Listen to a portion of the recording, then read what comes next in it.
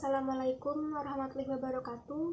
Nama saya Anuriyah dari Ekonomi Syariah 5, Fakultas Ekonomi dan Bisnis Islam, Institut Agama Negeri Islam Jember.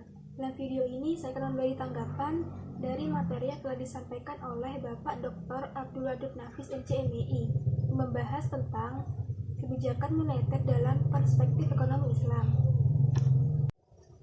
Baik, dalam pengertian kebijakan moneter yang disampaikan dosen saya setuju, yaitu kebijakan moneter yaitu kebijakan yang dibuat untuk mengatur ukuran serta tingkat pertumbuhan uang dalam perekonomian negara.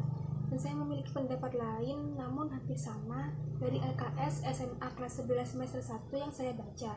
Kebijakan moneter yaitu kebijakan pemerintah melalui bank sentral untuk menambah atau mengurangi jumlah uang yang beredar dalam rangka mengendalikan perekonomian di Indonesia. Kedudukan bank sentral dipegang Bank Indonesia atau BI. Nah, jenis-jenis kebijakan moneter saya setuju bahwa ada dua, yaitu kebijakan ekspansif dan kebijakan kontraktif. Dan tujuan kebijakan moneter saya juga setuju karena dari LKS SMA kelas 11 semester 1 saya baca itu sama. Instrumen kebijakan moneter. Saya setuju dengan apa yang disampaikan dosen saya, yaitu ada kebijakan operasi pasar terbuka, kebijakan diskonto, kebijakan cadangan kas, kredit ketat, dorongan moral, dan penyesuaian tingkat suku bunga. Dan saya akan menambahkan dari buku yang saya baca, yaitu Pengantar Ekonomi Syariah yang dikarang oleh M. Nur Rianto Al-Arif, yaitu aplikasi instrumen moneter konvensional di Indonesia. Bank Indonesia atau BI sebagai bank sentral dan pemegang otoritas moneter di Indonesia mempunyai beberapa instrumen moneter sebagai berikut. Yang pertama, operasi pasar terbuka melalui jual beli sertifikat Bank Indonesia atau SBI di pasar uang. Yang kedua, penerapan reserve recruitment atau cadangan minimum pada bank, baik bank konvensional maupun bank syariah. Yang ketiga, platform kredit untuk sektor-sektor prioritas tertentu seperti sektor usaha kecil dan menengah di daerah pedesaan.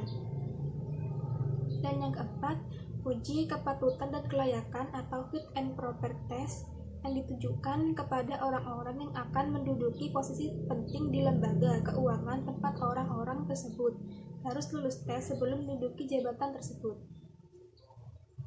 Beberapa mazhab instrumen kebijakan moneter dalam ekonomi Islam yang dosen saya sampaikan itu ada dua, yaitu mazhab pertama Iqtisoduna, mazhab kedua mainstream, dan saya akan menambahkan satu, yaitu mazhab ketiga atau alternatif dari buku yang saya baca, yaitu Pengantar Ekonomi Syariah yang dikarang oleh M. Nur Rianto Al-Arif. Mazhab ketiga atau alternatif yaitu sistem kebijakan moneter yang dianjurkan oleh mazhab alternatif adalah syurati proses, yaitu suatu kebijakan yang diambil oleh otoritas moneter berdasarkan musyawarah sebelumnya dengan otoritas sektor real.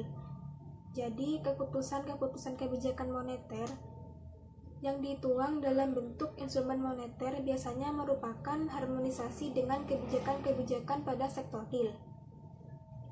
Kebijakan pada sektor moneter adalah derivasi dari sektor real dan harmonisasi dengan sektor real. Secara umum, manajemen moneter Islam yang ditunjukkan oleh mazhab ketiga adalah besarnya jumlah penawaran uang mengikuti permintaan uang dan masyarakat. Hal ini ditunjukkan untuk menghilangkan kesenjangan antara sektor real dan sektor moneter.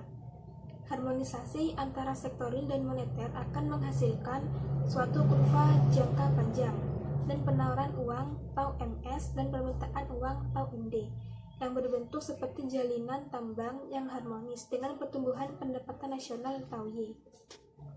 Selanjutnya, instrumen kebijakan moneter dalam ekonomi Islam saya setuju yang disampaikan dosen saya. Yang pertama yaitu ada Nisbabul Iqtiyati, yang kedua Iqna al-Ma'awi, yang ketiga Nisbatul Iqrot, yang keempat Iqdatu Sanadat, yang kelima As-Sukwal Islamiyah, yang keenam Islamic Suku, yang ketujuh Al-Istimah Al-Hukumi, yang kedelapan Adatul Tasdik.